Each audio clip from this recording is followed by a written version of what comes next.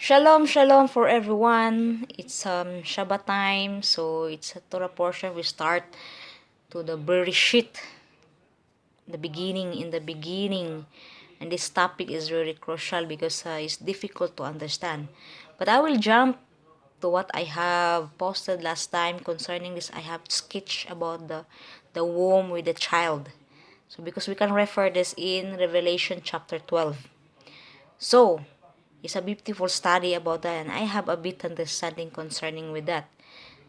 So, addressing with this title today, it's in Genesis. You know, I make this topic Jakani because it runs in my mind again and again and again and again. This is how we meditate the word concerning the sin of Adam when he were in the Garden of Eden. So it was in the Garden of Eden, and Elohim has said that do not touch the tree there, the tree which is called the knowledge of the good and evil. Only two, Jakani, only two, the good and the evil. So you know, we have discussed this morning in Daniel about that concerning this um the only two is that bounds in us. We don't inherit the sin of Adam, but what we have inherited in Adam is the sinful nature, atong flesh. We are born from that, and the same Yeshua has to come also in this sinful nature, which is our flesh, the human, as a human being, to undergo, because he's our example that we must follow his steps. And what does he did? He died himself. He died himself to undergo. It is written, to be obedient unto the Father, because he is the one will restore what as Adam was from the beginning, was kanang na fall siya, na fell siya to, because he rebelled against Elohim. So it is a Yeshua must overcome that he will bring us back to the kung unsa sila at this time ba sa state sa ilahang atong test in when they were in the Garden of Eden.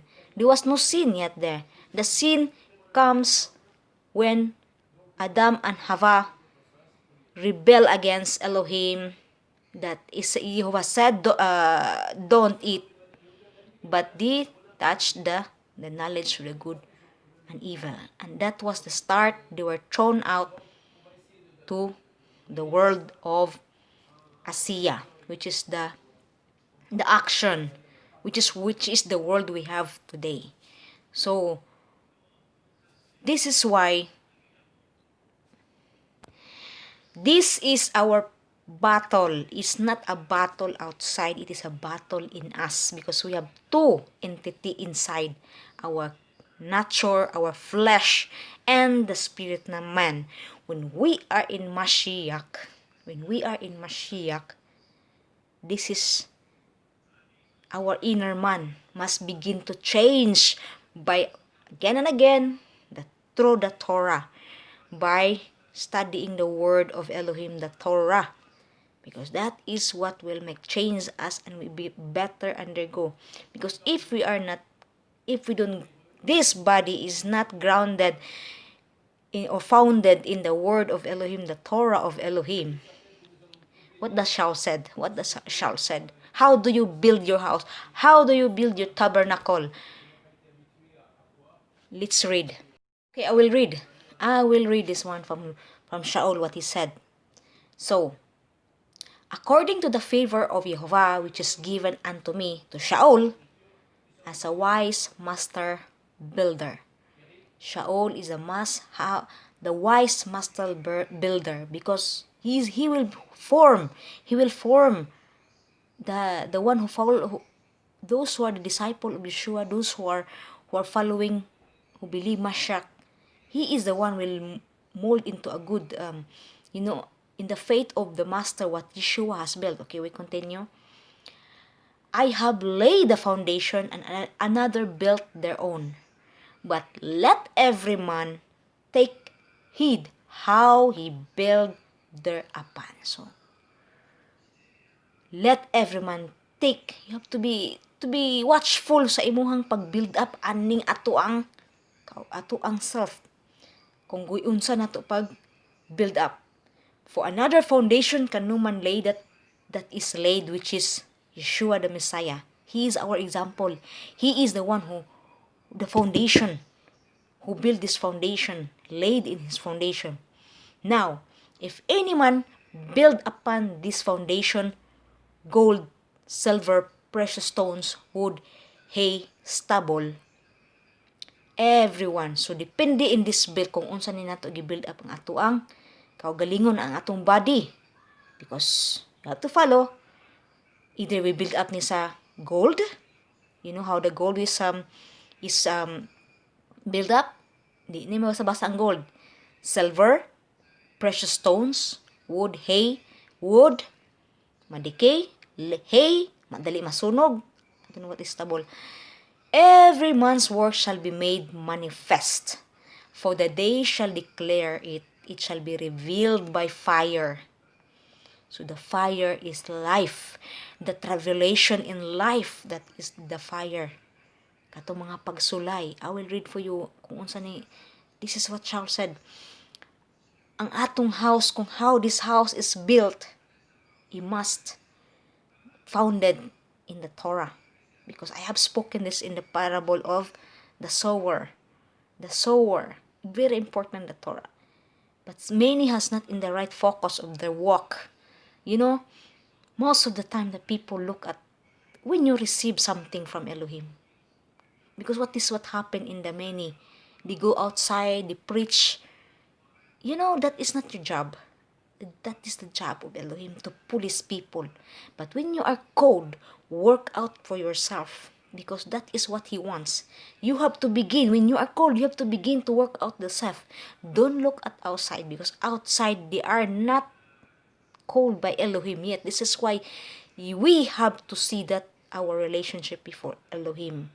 How we build up this one. Because this is how what Yeshua said also. Okay, let's continue. If any man's work abide which he has built thereupon, he shall receive a reward. So, kung maayong pagka-workout sa to ang building of our house, this is our tabernacle. If any man's work shall be burned, he shall suffer loss. But he himself shall be saved, yet as by fire. So, do you understand this word? This verse? Kung unsa maiyang mga labor niya, works in his life, bisan pagsunugo na, in other words, bisan pagsunugo ning ato ang body, you have the faith of Mashiach, walay mawala. He shall suffer loss, but he himself shall be saved. Maluwas siya. Yet so as by fire. Because he undergo the fire, because his faith in Mashiach, di man tumawala. Because it's not built in, you know, because you have to be, ang ato ang pagtuo ni Yeshua sa Mashiach, who laid the foundation sa ato ang faith, nga mao na nag-hold nato. What makes us, bisag mamatay pa ta, ang atong lawas is, wala na, mawala ni siya, madikay ni, masunog manggali ni, we undergo sa atong mga pagsuway, mamatay mga antaw, walay lost, nothing will lost, as Shaul said. Know you not that you are the temple of Jehovah, and that the Spirit of Jehovah dwelt in you. So muna, naan na ta sa Elohim, naan na ta si Yeshua, naan na ta sa Mashiach, kita magpabadlong pa ta sa gawas. Birahon yung tagmaayag balik sa Elohim. Birahon tagbalik na niya. So this is why di ta ka-escape ug naay mga pagsulay sa kinuba. Don't try when we are insane. It's better we repent straight. Don't let di ta magka ng dugay-dugay kay ngano. Is behind us is our enemy. This is our battle inside. As I said, this is a battle in us that we have to work out. Nga overcome ta with our flesh, because we look at man. My enemy is coming. This is what happened to David. My enemies is before me. They want to kill me. Where does he go? He went to Elohim. He cried unto Elohim. The same with Jacob. He cried unto Jehovah when Esau was before him, because he think that Esau will kill him. You know, the same today Israel today, the land of Israel. No, the land, the country of Israel today. What does he did? This Esau is rolling there. It's not Jacob. I said it's not Jacob, because the real Jacob, they look up Elohim. It is out. It is the hope, which is that you cannot grasp that sa imuhang in the natural way. What happened today in Israel? They seek for security, US, and around all this nation who make peace, so-called peace to them. It's not so with Jacob. Jacob's character is he look upon Elohim. The same with David. He doesn't want to affiliate with another country to help him para masave siya sa iyang kaaway. No. He went unto Elohim. He knelt down to cry. The same po nato. Kung we are behind sa ato ang mga trials and tribulation in life, we have to run unto Elohim. You know, I tell you, because myself, I'm undergoing many times from this. But we have to work out, and it takes time to understand that, because that is, we have to work out in life. This is our journey in life. It's not just singing hallelujah there in your assembly. It is between us and to Elohim. No other else. This is why it's important that we have to work at this.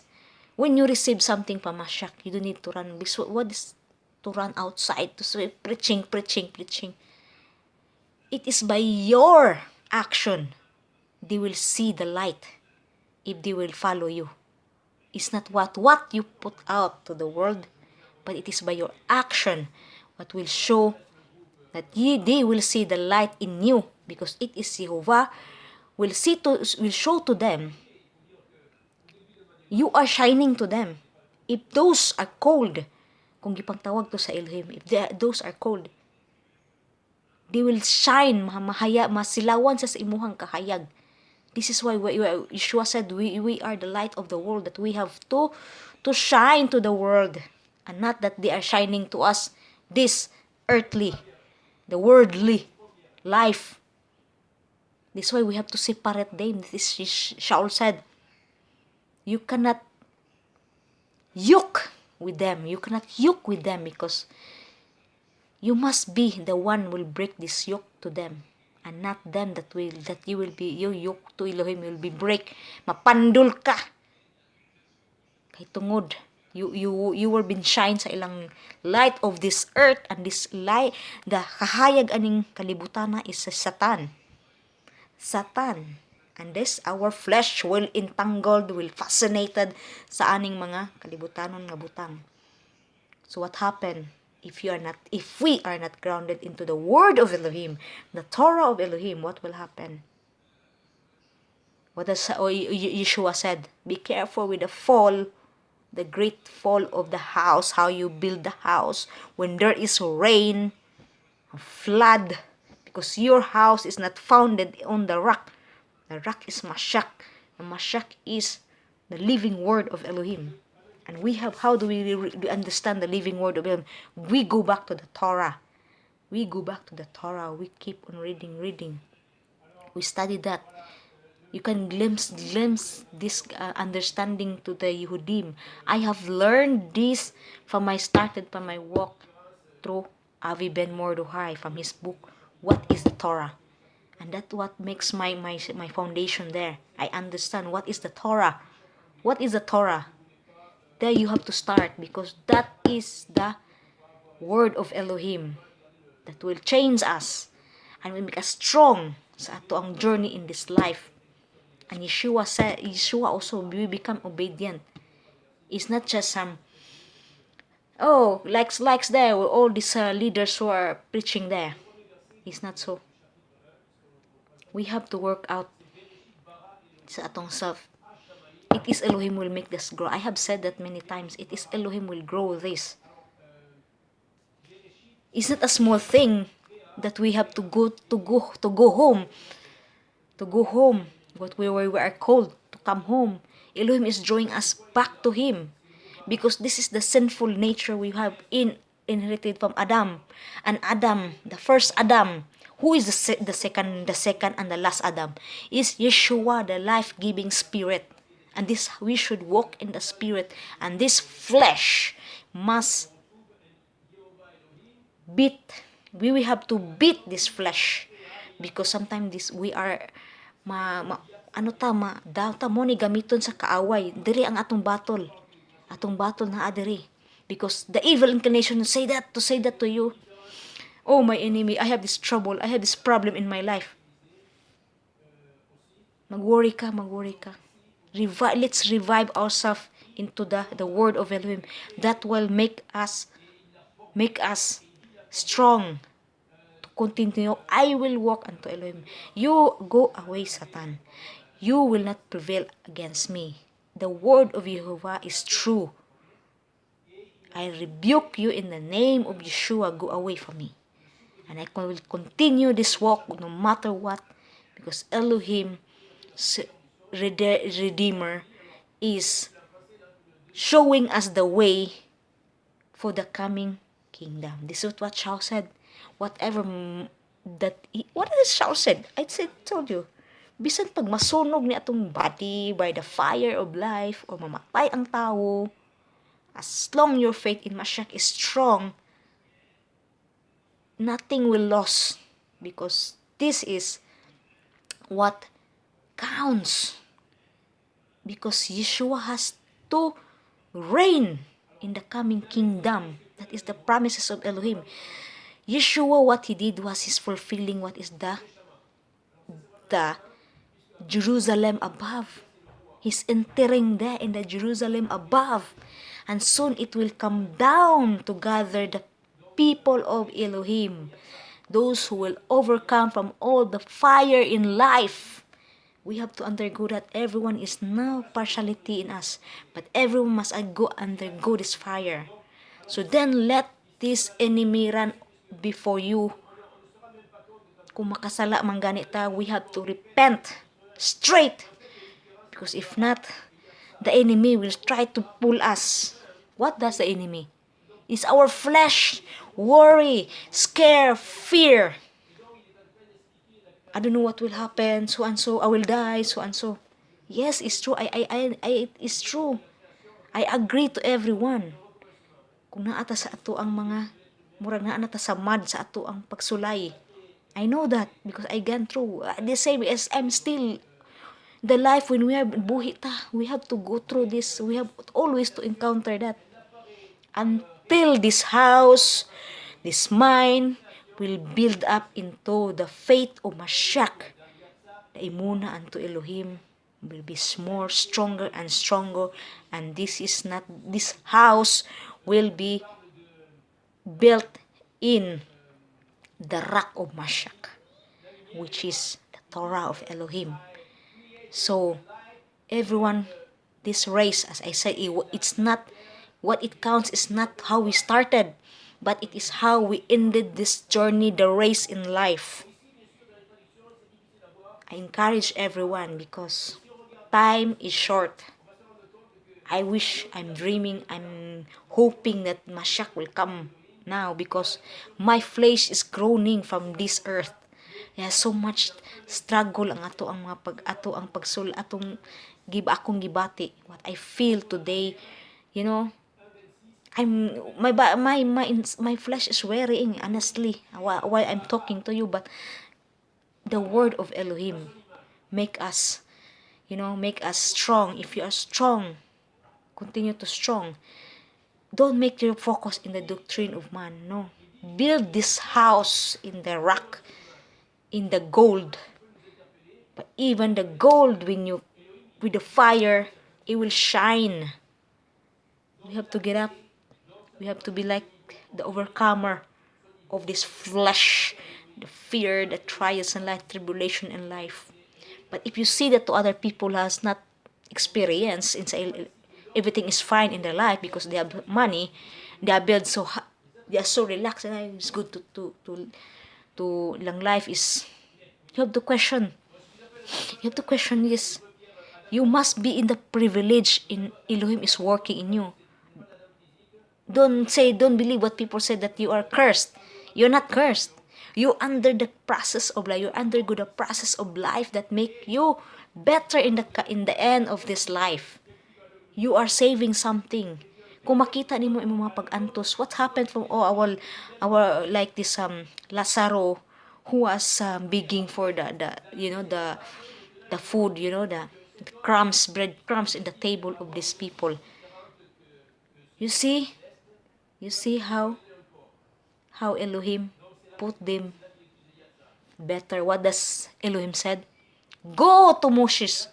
Give me, di ba katong rich man, what is he said? Give me this a bit water. But what does I don't remember what that. Go to Moshe. Let your family go to Moshe.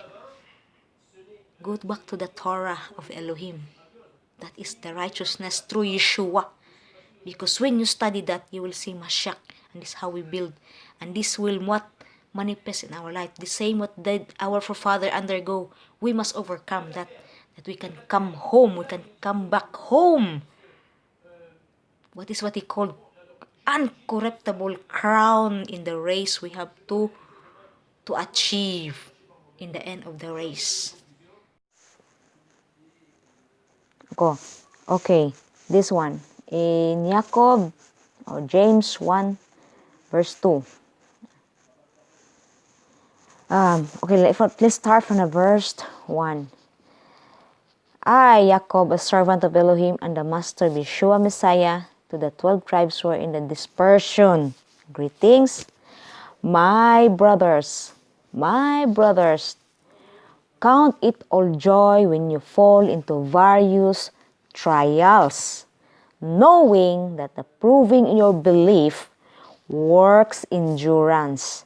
And let endurance have a perfect work, so that you be perfect and complete, lacking in naught. You see, we have to kinahanglan kung natay mga pagsulay to diri sa Book of Jacob, we need to count it ato ning ipon nga kalipay. When you are full into various trials, knowing that mao na siya atong faith nga mo produce og endurance, patience, patient ta nga magpaabot sa atong luwas sa atong mga pagsulay ang Elohim. Mo na siya yung iyang gi-work out nato.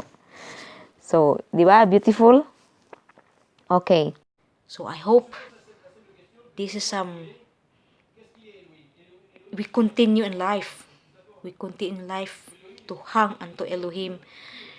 I know we undergo the process of life. So, don't look at others that they are fine. They are fine for now. Their life is fine. They have nothing worries, singing hallelujah. Just wait.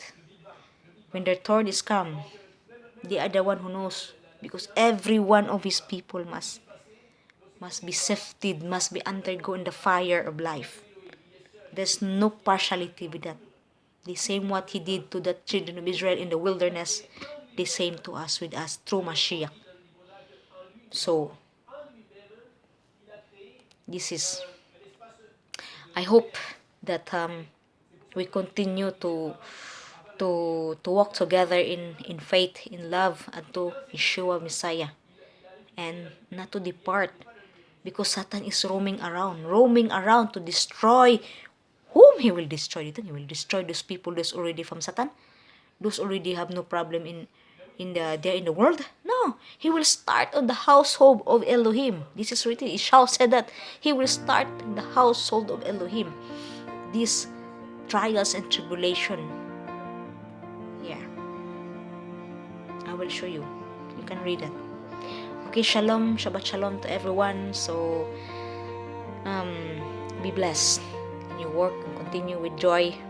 Even man nag-worry ang atong flesh because of many we have kanang pagsulay ani atong gibilakwan karon kung asa man ta sa tagsa nato is we have to continue trust, have imuna unto Elohim that we can continue this life until the coming back of Mashiach. I don't know if it's in our time. Oh, we don't know. Time will tell. Okay? Shalom and Shabbat Shalom.